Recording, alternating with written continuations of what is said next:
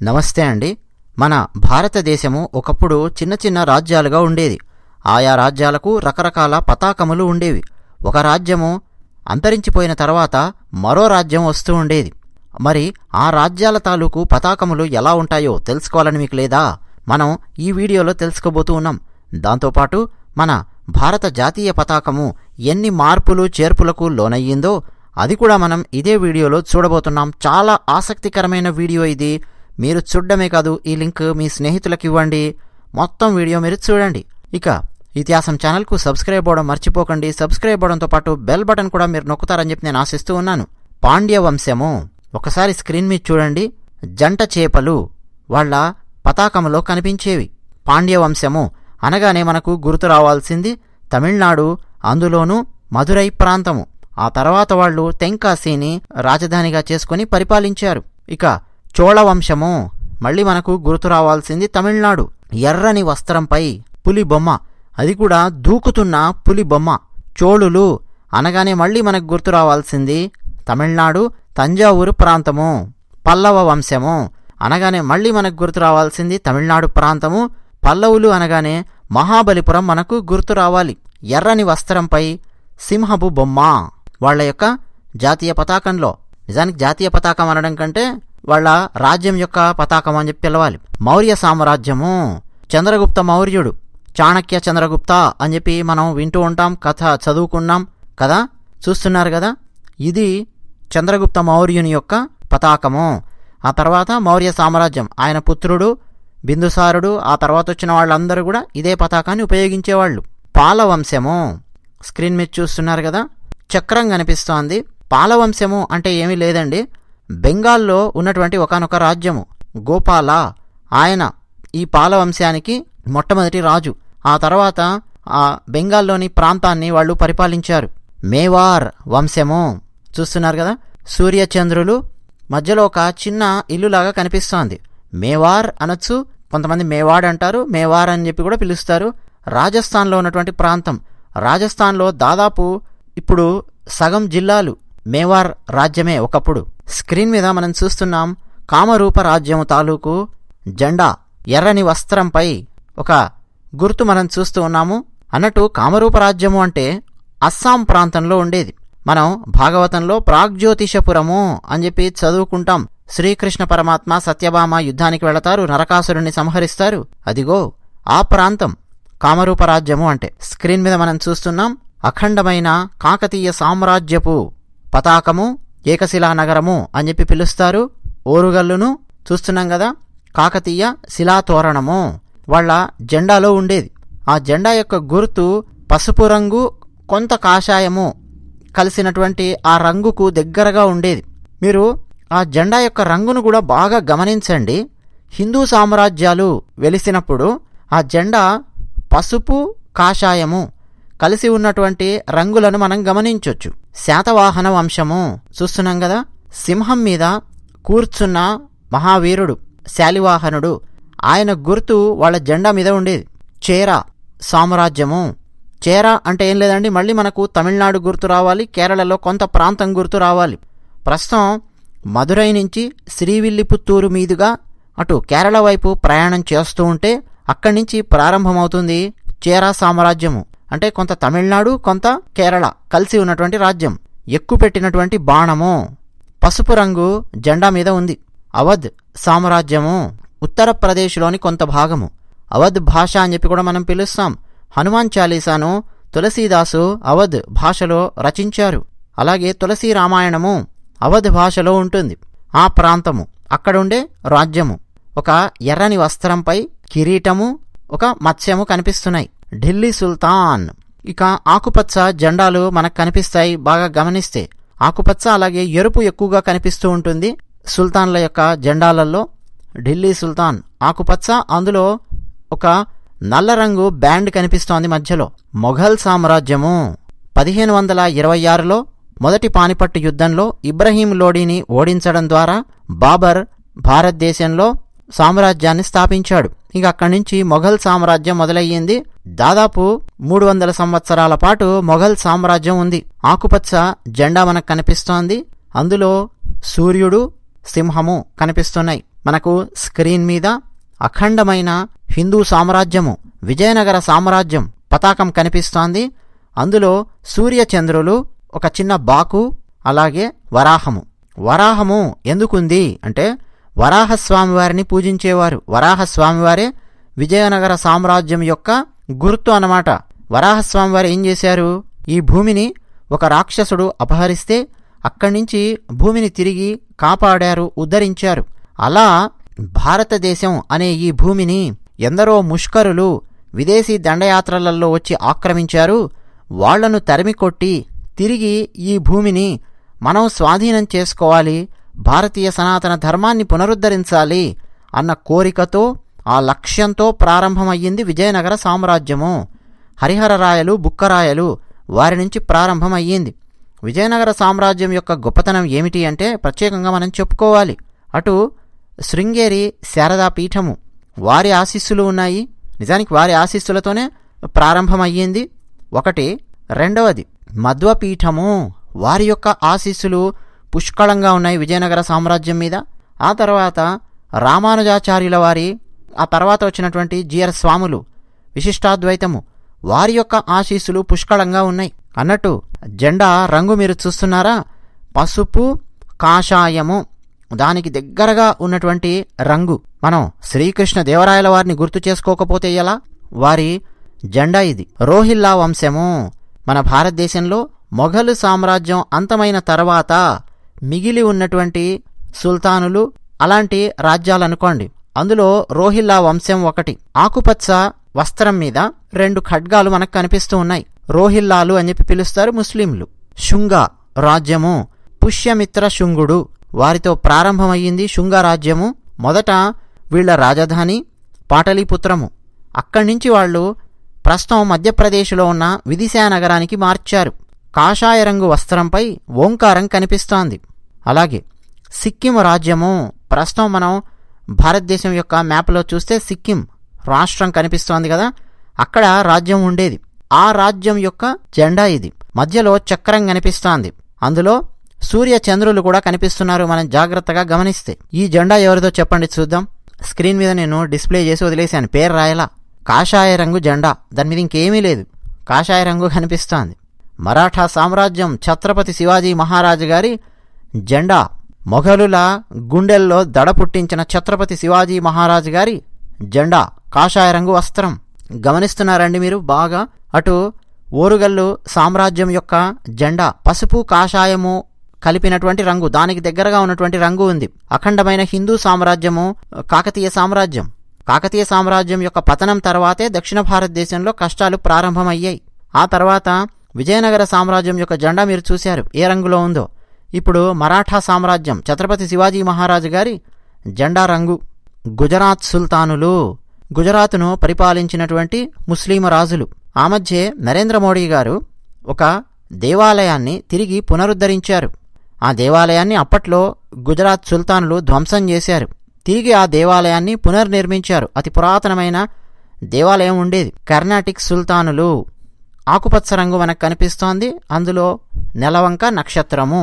ప్రస్తుతం ప్రపంచంలోని చాలా ముస్లిం దేశాలలో, ఆఫ్రికాలో కూడా మనం చూడొచ్చు, నెలవంక నక్షత్రము ఆకుపచ్చ రంగు ముస్లిం దేశాల యొక్క జెండాలలో మనం గమనించవచ్చు. బెంగాల్ సుల్తానులు, ఎరుపు రంగు తెలుపు రంగు కలిపి ఉన్నటువంటి రంగు. అహోం రాజ్యము, అహోం అంటే ఏం లేదండి, అస్సాం. నేను ఇంతకుముందు ఒక రాజ్యం గురించి చెప్పాను, అస్సాంలో ఉన్నటువంటి ఒకానొక రాజ్యం కామరూప దేశము. ఆ తర్వాత వచ్చినటువంటి రాజ్యాలలో ఒకటి అహోం రాజ్యం, వాళ్ళ జెండా. యాదవ సామ్రాజ్యము, తెలుపు రంగు, అందులో ఒక పక్షి కనిపిస్తోంది, మరొక గుర్తు కనిపిస్తోంది. యాదవ సామ్రాజ్యము మహారాష్ట్ర ప్రాంతంలో ఉండేది. మన భారతదేశంలో అతిపెద్ద సమస్య ఏంటంటే పెద్ద పెద్ద రాజ్యాల మధ్య ఉన్నటువంటి గొడవలు. వాటిని ముస్లిం రాజులు, విదేశాల నుంచి దండయాత్రకొచ్చిన ఇతర రాజులు ఉపయోగించుకున్నారు. అఖండమైన యాదవ సామ్రాజ్యము, అఖండమైన కాకతీయ సామ్రాజ్యము, ఈ రెండింటి మధ్య గనక స్నేహము, సంబంధ బాంధవ్యాలు గనక ఉండి ఉంటే ముస్లిం దండయాత్రలను విజయవంతంగా అడ్డుకొని ఉండేవారు. కానీ యాదవ సామ్రాజ్యానికి కాకతీయ సామ్రాజ్యానికి మధ్య పచ్చగడ్డి వేస్తే భగ్గుమని ఎలా ఉండేది.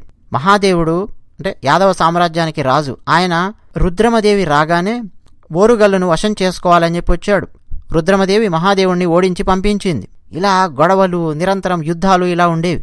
దీన్నే సరిగ్గా ఉపయోగించుకున్నారు ముస్లిం రాజులు. అలావుద్దీన్ ఖిల్జీ, ఆ తర్వాత వచ్చినటువంటి తుగ్లక్ ఈ సామ్రాజ్యాల మీద పడి నాశనం చేశారు.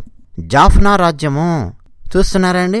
మళ్ళా హిందువులకు గుర్తుగా ఉండే కాషాయ రంగు, సాధువులు, సన్యాసులు, సంతు పురుషులకు త్యాగానికి గుర్తుగా ఉండే కాషాయం రంగు. మధ్యలో చంద్రుడు కనిపిస్తూ ఉన్నాడు, సూర్యబింబం కనిపిస్తోంది, అలాగే నందీశ్వరుడు కనిపిస్తూ ఉన్నాడు. పరమశివుని యొక్క పరమ భక్తుడు, పరమశివుణ్ణి నిరంతరం తన వీపు మీద ఎక్కించుకొని సేవ చేసే మహనీయుడు నందీశ్వరుడు. జాఫ్నా రాజ్యము ఎక్కడుందండి? శ్రీలంకలోని ఉత్తర ప్రాంతము. అవును, అక్కడిదాకా విస్తరించి ఉండేది. అక్కడేమిటండి, మన సామ్రాజ్యాలు దక్షిణాసియాలో చాలా దేశాల వరకు విస్తరించి ఉండేవి. ఇక ఆ తర్వాత రకరకాల మార్పులు చేర్పులు చోటు చేసుకున్నాయి. ఈ జాఫ్నా రాజ్యం ఒకానొక సమయంలో మన భారతదేశంలోని వివిధ రాజ్యాల కింద ఉండేది. సామంతులుగా కూడా ఉండేవాళ్ళు, ఆ తర్వాత స్వతంత్ర రాజులుగా కూడా ఉన్నారు. సరే, రాజ్పుట్ వంశము. ఎర్ర రంగు వస్త్రంపై ఉదయిస్తున్న సూర్య భగవానుడు కనిపిస్తున్నారు కదా. సూర్య భగవానుని యొక్క బొట్టు గమనించండి. రాజ్పుట్ వంశం యొక్క గుర్తు. మహావీరులు. సిక్కుల రాజ్యము గమనిస్తున్నారా? ఇది కూడా పసుపు కాషాయానికి దగ్గరగా ఉన్నటువంటి జెండా, సిక్కుల యొక్క రాజ్యము. ట్రావెన్కోర్ రాజ్యము. ఎరుపు రంగు వస్త్రంపై శంఖము కనిపిస్తోంది. ట్రావెన్కోర్ రాజ్యం గనక లేకపోతే కేరళలో ఈ పాటికి హిందువు అనే వ్యక్తే ఎవరూ ఉండేవారే కాదు. ట్రావెన్కోర్ రాజ్యం చేసినటువంటి సేవ అంతా ఇంతా కాదు. అనంత పద్మనాభస్వామి వారి దేవాలయానికి ఎన్నెన్ని సేవలు చేశారో ఇక చెప్పలేము. ఎన్నెన్నో దేవాలయాలకు సేవలు చేశారు. భారతీయ సనాతన ధర్మానికి ఊపిరిలూదినటువంటి రాజ్యము ట్రావెన్కోర్ రాజ్యము. ఇంకా ఉన్నారు కదా ఆ రాజులు. మైసూర్ రాజ్యము. అయితే మైసూర్ రాజ్యం ఆ తర్వాత స్క్రీన్ మీద చూస్తే ఈ గుర్తును వాళ్ళు ఉపయోగించడం మొదలుపెట్టారు. మధ్యలో ఒక గుర్తు కనిపిస్తూ ఉంటుంది ఆ జెండాపై. స్క్రీన్ మీద చూస్తున్నారా? పూర్తి ఆకుపచ్చ. గోల్కొండ కుతుబ్ షాహీ వంశం వారు, గోల్కొండ రాజులు, ముస్లిం రాజులు ఉపయోగించినటువంటి జెండా ఆకుపచ్చ జెండా. హైదరాబాద్ స్టేట్ వాళ్ళు ఉపయోగించినటువంటి జెండా పసుపు రంగు, అందులో నలుపు తెలుపు చారలు మనకు కనిపిస్తూ ఉన్నాయి. అలాగే వారి భాషలో కూడా రాసి ఉంది. బ్రిటిష్ వారు, ఈస్ట్ ఇండియా కంపెనీ మన భారతదేశంలో వ్యాపార నిమిత్తమై మన భారతదేశానికి వచ్చి మన భారతదేశంలో ఉండే బలాలు బలహీనతలు అన్నీ గమనించి భారతదేశాన్ని క్రమక్రమంగా ఆక్రమించుకొని భారతదేశంలో వారి మతాన్ని వ్యాప్తి చేయడము, భారతదేశం నుంచి సంపద దోచుకొని వెళ్లడము, భారతదేశం నుంచి రా మెటీరియల్ను వారి దేశానికి తీసుకెళ్లి ఇండస్ట్రియలైజేషన్లో భాగంగా ఆ రా మెటీరియల్తో ప్రాసెస్ చేసినటువంటి పదార్థాలను తిరిగి మన భారతదేశం లాంటి దేశాల్లో అమ్మడము, మన భారతదేశం యొక్క సంస్కృతికి విఘాతం కలిగించడము, వాళ్ల సంస్కృతిని వాళ్ల చదువును మన భారతదేశం నెత్తిమీద వేసి రుద్దడము, ఎందరో ఆదివాసీలను ఊచకోత కోయడము, చాప కింద నీరులాగా మతమార్పిళ్లు, ఇవన్నీ రకరకాలుగా చేసుకుంటూ వచ్చారు ఈస్ట్ ఇండియా కంపెనీ వారు. బ్రిటిష్ ఈస్ట్ ఇండియా కంపెనీ తర్వాత బ్రిటిష్ రాజ్, వీరి యొక్క గుర్తు ఇది. ఇప్పుడు భారత జాతీయ పతాకం గురించి మనం మాట్లాడుకుందాం. 1904లో ప్రపోజ్ చేయబడినటువంటి జెండా ఇది. ఆంగ్లో ఇండియన్ వీక్లీ అక్కడ ప్రపోజ్ చేసినటువంటి జెండా. డార్క్ బ్లూ కలర్లో ఒక బ్యాండ్ కనిపిస్తోంది మొట్టమొదటి వరుసలో. అది హిందువులను బౌద్ధులను రిప్రజెంట్ చేస్తుంది అని. ఆకుపచ్చ బ్యాండ్ కనిపిస్తోంది జెండా మీద, అది ముస్లిమ్స్ను రిప్రజెంట్ చేస్తోంది అని. ఆ తర్వాత లైట్ బ్లూ బ్యాండ్ కనిపిస్తోంది, అది క్రైస్తవులను రిప్రజెంట్ చేస్తోంది అని. ఆంగ్లో ఇండియన్ వీక్లీ ప్రపోజ్ చేసినటువంటి ఫ్లాగ్ అన్నమాట. అలాగే ఎడం వైపు వర్టికల్గా పర్పుల్ బ్యాండ్ ఒకటి కనిపిస్తోంది. దాని మీద చిన్న చిన్న రంధ్రాల్లాగా కనిపిస్తున్నాయి, కానీ అవి రంధ్రాలు కావు, స్టార్స్. ఓరియన్ నక్షత్ర సమూహము, అది ప్రావిన్సెస్ను రాష్ట్రాలను రిప్రజెంట్ చేస్తుంది అని చెప్పారు. అలాగే రెడ్ బార్డర్ ఒకటి సరౌండ్ చేస్తోంది. మొత్తం చూస్తున్నారా? ఇండియాను బ్రిటిష్ వాళ్ళు రూల్ చేస్తున్నారు అని చెప్తుంది. ఇన్ని అర్థాలు ఇందులో దాగి ఉన్నాయి ఒక్కొక్క జెండాను మనం తీసుకుంటే. 1906లో సిద్ధం చేసినటువంటి జెండా వందే మాతరం అని రాయబడి ఉంది. నీలము పసుపు ఎరుపు, అందులో మళ్ళా సూర్యచంద్రులు, పైన నక్షత్రాలు. 1905 బెంగాల్ విభజన జరిగింది. లార్డ్ కర్జన్ బెంగాల్ను విభజించాడు. ఆ తర్వాత వందే మాతరం ఒక ఉద్యమంలాగా ఊపందుకుంది. ఇది ప్రపోజ్ చేసినటువంటి ఒక జెండా 1906లో. 1907లో ప్రపోజ్ చేసినటువంటి ఇంకొక జెండా ఇది. గమనిస్తున్నారా? దీన్నే కొన్ని మార్పులతో పైన కమలం పుష్పాలు పెట్టారు, ఆకుపచ్చ, పసుపు, ఎరుపు సూర్యచంద్రులు, మధ్యలో వందే మాతరం రాసుంటుంది.